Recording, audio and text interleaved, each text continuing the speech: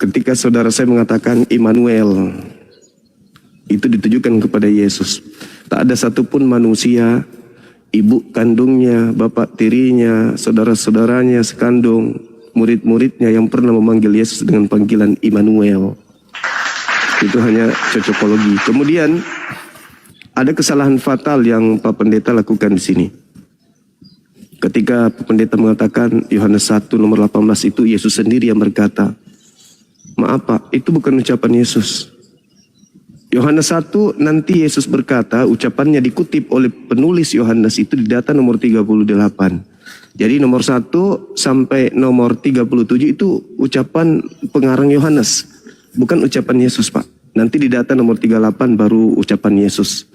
Kemudian Yohanes 1:18 itu, di situ tidak ada seorang pun yang pernah melihat Bapa selain Yesus yang menjelaskan Pak. Benar yang Anda katakan tadi itu. Exegomato atau exegomai. Mentafsirkan, menguraikan, menjelaskan, menyatakan apa pernyataan Yesus tentang dirinya, tentang Bapa yang tidak bisa dilihat itu. Dengarkan pernyataan Yesus.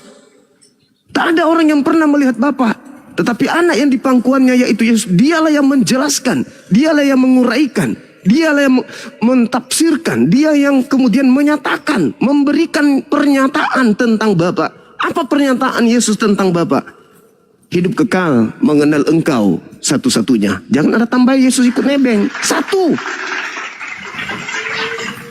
Lalu kemudian yang kedua, saya catat di sini tentang kesaksian. Bang Suma mau sekeras apapun, kesaksian murid-muridnya itu jauh lebih valid. Betul. Kita tepuk tangan untuk itu, betul. Makanya coba saudaraku lihat sekarang yang tertulis dalam Yohanes 16.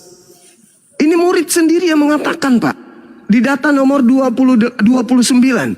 Lalu murid-murid berkata, lihat sekarang engkau berterus terang berkata-kata kepada kami tanpa kiasan. Tanpa kiasan, nomor 30-nya.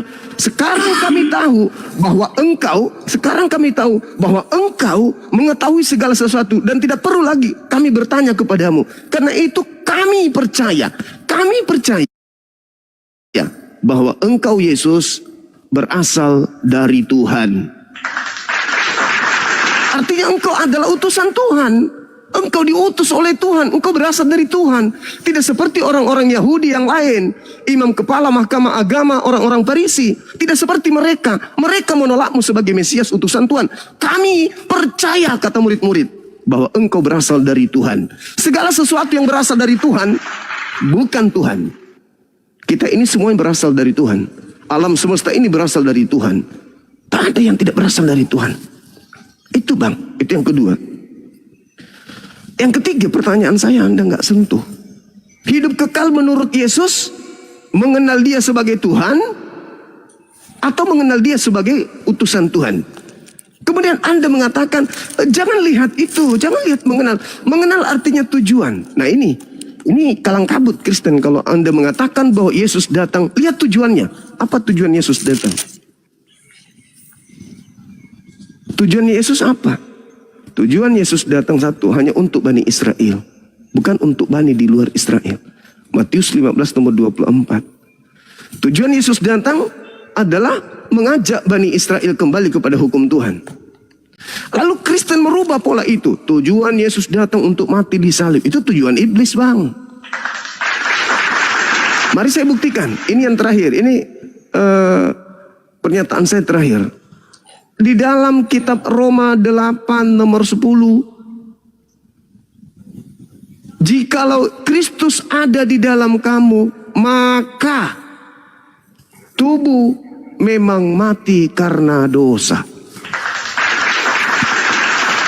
Jadi Kristen mati. Anda pernyataan tadi saya lupa catat. Ada pernyataan saudara saya tadi yang saya ingat, bahwa dosa itu ke neraka.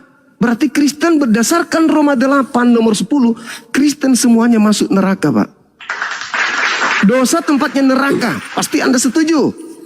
Roma 8 nomor 10, jika Kristus ada di dalam kamu, maka tubuh memang mati. Tubuh memang mati karena dosa.